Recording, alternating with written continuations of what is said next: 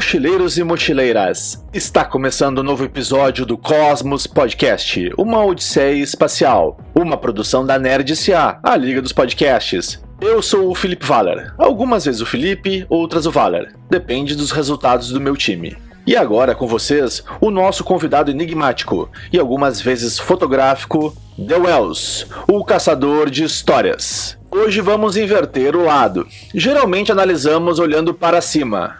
O que está sobre nós?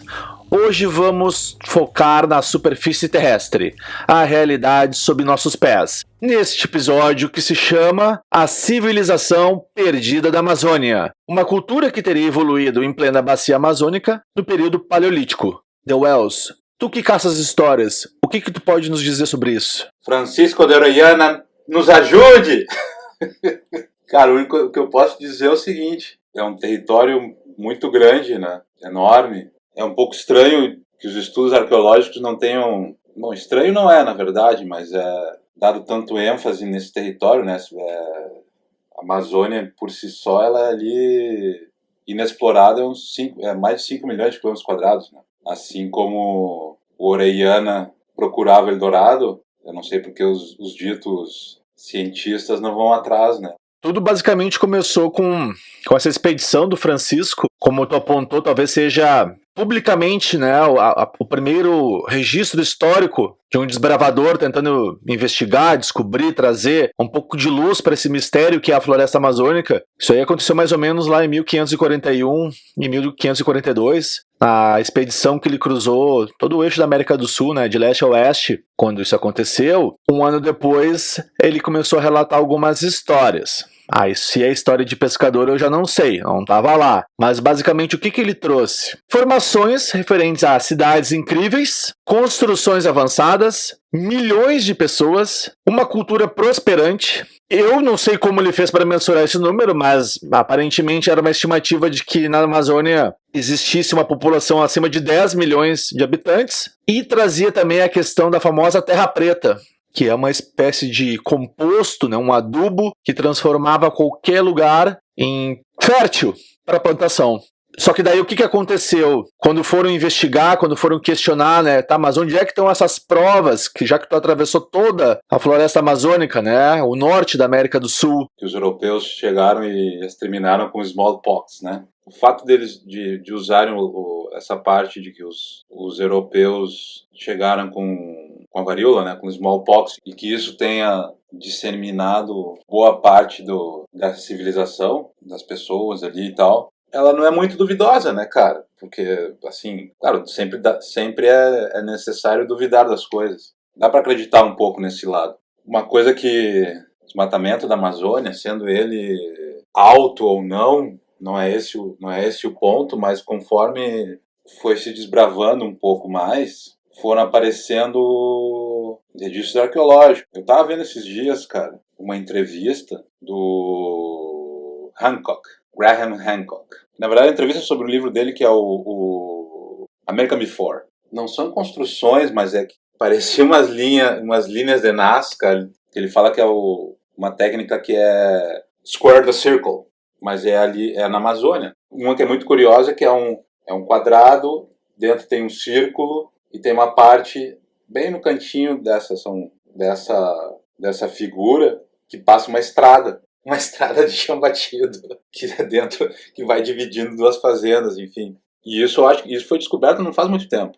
Elas mostram que existia uma civilização, ali dizem que é de 3.500 anos atrás. Isso daí é só a parte, é só ali a periferia da Amazônia. Na verdade, ali até o próprio Hancock, nessa entrevista, né, com o Joe Rogan, no Joe Rogan Experience, ele brincou que essa questão da Amazônia, que são mais ou menos aí 7 milhões de quilômetros quadrados, sendo que 5 milhões, quase 6 milhões nunca foram tocados ou estudados ou investigados. E aí ele brinca que é praticamente assim, olha, é o território da Índia que nunca foi pesquisado, nunca foi estudado. É bizarro, mas daí ele vem com uma questão mais polêmica ainda, que foi aonde ele diz que existe toda uma treta entre os arqueólogos, as instituições arqueológicas, né, científicas e geográficas, né, toda essa classe pomposa, onde eles argumentam que os povos asiáticos começaram a povoar o continente americano, digamos, numa migração da Sibéria para o Alasca, mais ou menos 12 mil anos atrás, ou algo próximo disso. E que aí aconteceu a última glacificação,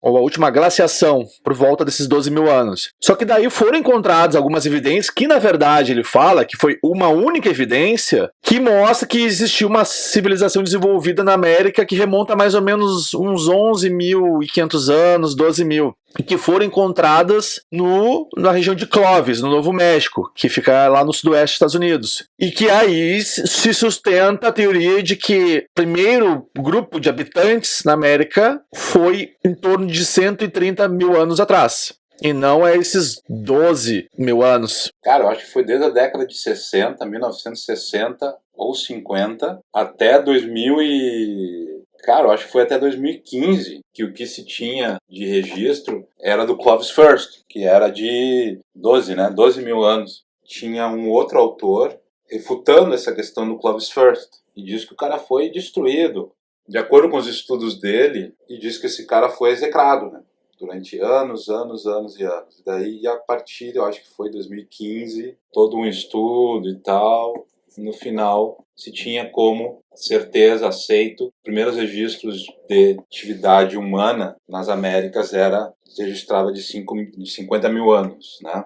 E agora, foi descoberto, eu acho que eles estavam escavando, fazendo uma estrada, foi descoberto uma ossada, se eu não me engano, de um osso de mamute. Ele tinha sido perforado e chegaram na conclusão de que o único ser na Terra que faria esse tipo de perfuração nesse osso seria um humano, ou seja, era uma atividade humana, é uma atividade humana. E essa ossada, esse osso, daí sim ele tem registro acima de 120 ou 130, cara, mil anos. Mas durante 50 anos o Clovis First foi tido como o primeiro registro de atividade humana nas Américas. Se são 7 milhões de quilômetros quadrados Amazônia e deles 5, quase 6 milhões eles são inexplorados, não tem como negar a possibilidade de que em todo esse território não tenha existido alguma civilização, né, cara? O Graham, ele dá uma piadinha em cima disso que tu falou do tamanho, né, que é de quase 6 milhões de quilômetros quadrados. Ele diz, não, é do tamanho do território da Índia. Daí, sim, é como tu dizer que, não, beleza, fizemos nossos tours arqueológicos e tal, porém a gente deixou de lado a Índia. E seguindo a tua lógica, que eu acredito que ainda traz mais mistério para esses 130 mil anos, e esses quase 6 milhões de quilômetros quadrados inexplorados, o que pode existir lá? Eu não sei. E se alguém sabe, provavelmente não vai contar. Mas é interessante porque várias pessoas fizeram esse questionamento e foram atrás para tentar descobrir, né, a resposta. E um deles, que por sinal até esse arqueólogo desapareceu na Amazônia procurando essa cidade perdida, foi o coronel Percy Harrison Fawcett. Ele era um explorador, arqueólogo, pesquisador, investigador e curioso, que em 1925 participou dessa aventura na floresta amazônica. E reza a lenda que foi o coronel Percy que inspirou o personagem do Indiana Jones. Só que a primeira expedição que ele fez foi em 1906, para mapear a Amazônia em um trabalho organizado pela Royal Geographical Society, que era uma missão de mapear a Amazônia, enfim, entender como as coisas são, mas que, vamos lá, a gente não tem certeza se esse foi a verdadeira intenção. Muitos dizem que já era uma expedição que buscava a famosa cidade perdida que chamavam de Z. E aí ela se situava em algum lugar do Mato Grosso, alguns dizem mais próximo até da região da Serra do Roncador, e ao todo, ao longo desde 1906, algo em torno de 100 exploradores morreram tentando procurar pelos membros da expedição do Fawcett, porque depois que ele desapareceu, em 1925, o pessoal foi atrás, né? Não encontraram nada. Para entender um pouco mais sobre essa tal Cidade Z, ou a Cidade Perdida, e a história do Fawcett, tem um filme bem bacana, que é do escritor norte-americano David Grann, e que serviu de base para o filme lançado nos cinemas em 2017, basicamente com o mesmo nome, Z, a Cidade Perdida. Essa história do Fawcett, ela é bem interessante, né? Começando que o Indiana Jones tenha sido inspirado nele, e é interessante que ele é Harrison Fawcett, né? E quem interpretou o Indiana Jones, todo mundo sabe que é o Harrison Ford.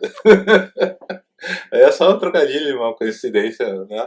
Divagando em cima de filme, né, cara? Do Fawcett ter inspirado o Indiana Jones, né? O personagem. Indiana Jones é a Caveira de Cristal. Que daí ele vai atrás, eles vão atrás do Eldorado e tal. E eles encontram o esqueleto do Orellana. Então é engraçado que, se for verdade, que o Fawcett tenha inspirado o Indiana Jones, é interessante que tenham colocado o Indiana encontrando o Orellana, e que, obviamente, o Fawcett, assim como o Harran, que descobriu o Machu Picchu, todos esses exploradores, eles tinham a inspiração do Francisco de Orellana de ir atrás de Eldorado. Na verdade, era Eldorado que procuravam. Mas só devagando, porque eu fiquei... É engraçado esse papo do Fawcett com Indiana, né, cara?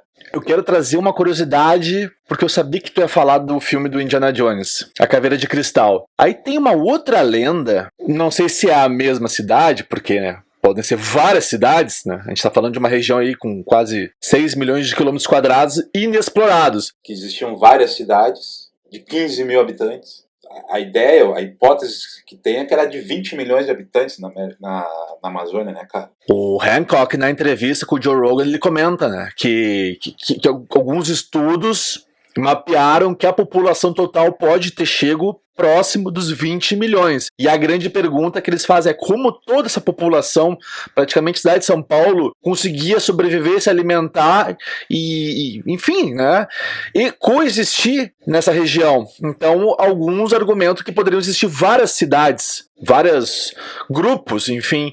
Mas daí tem uma das lendas que fala sobre uma tal de cidade de Acacora, que é uma cidade perdida na Amazônia pré-colombiana. Eu vou tentar resumir um pouco. Enfim, aí teve lá algumas pessoas que foram atrás para investigar, outras que dizem que ela existe, tem toda uma lenda, mas nunca teve nenhuma prova. Só que tem uma curiosidade em relação ao Indiana Jones, que daí essa civilização aí de Acacora, aí agora a gente já vai ter que olhar para cima. Ela foi fundada em torno de 13 mil anos antes de Cristo. Homens brancos de cabelos e barbas negras azuladas. E que seriam originários, né, oriundos de um sistema solar chamado Xuerta, que seriam muito semelhantes aos humanos, porém com 6 dedos. Só que, no filme do Indiana Jones, A Caveira de Cristal, o nome da cidade que aparece no filme é Acacora. Eles tinham botado no Eldorado como algo Orellana, e o pessoal botava o Eldorado como porque eles já estavam atrás, meio... Dizem, né, cara, que eles estavam atrás de ouro, né? Naquela época eles não tinham, não se colocava o nome, né, cara? Não tinha um nome, era Eldorado porque eles estavam atrás de ouro. Mas é bem interessante isso de Acacor. Também se comenta, o Rankin comentou que na Amazônia não teria como ter uma civilização porque a terra ali não é fértil. Com o tempo descobriram a Terra Preta, e ele comenta ali também que é interessante, que a Amazônia, não é que ela brotou do nada, né? Ela é um jardim feito pelo homem. As árvores específicas que foram crescendo ali, como o caju, foram plantadas. Todas as outras que foram ali, que foram plantadas, não, isso daqui me serve, isso daqui não me serve. Então, tem essa teoria de que não é que brotou, a Amazônia tenha brotado, o rainforest esteja ali e tal, simplesmente foi crescendo as árvores. Tem essa teoria de que ela é um handmade garden, né? Que isso é bem interessante, cara. Que isso sustenta mais ainda a hipótese de que ali tenha existido uma civilização. E tem uma coisa que é legal de Acacor, que eu não falei, que na lenda, e aí eu lembrei do filme realmente, né? Os caras que criaram o roteiro também podem ter se inspirado nas lendas, mas que na verdade tu não consegue muito identificar com a Kor, porque ela é basicamente uma cidade no subterrâneo da floresta, protegida por um sistema complexo de túneis. Então ela teria as entradas na superfície, mas ela funciona na parte inferior da Terra, né?